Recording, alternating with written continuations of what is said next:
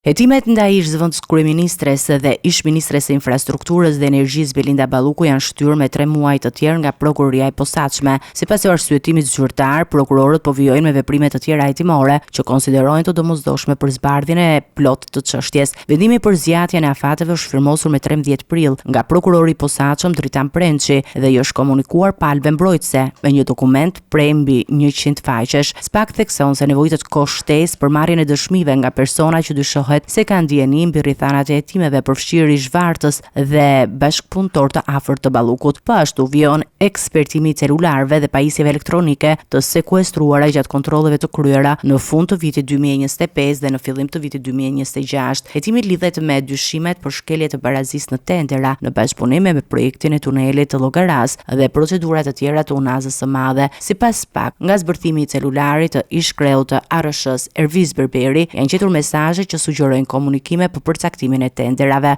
Në dosje përmendet edhe Eral Telezi, ish administrator i Korporatës Energjetike Shqiptare, Gedian Gjylishi, kreu i ARSH-s, si dhe disa ish-vartës të tjerë të ish-ministres. Ndaj Ballukut janë në fuqi masat e sigurisë, ndalimi i daljes jashtë vendit dhe pezullimi nga ushtrimi i funksioneve publike, megjithëse ajo është larguar nga detyra qeveritare. Më herët SPAK kishte kërkuar edhe arrestimin e saj, por kërkesa nuk u miratua.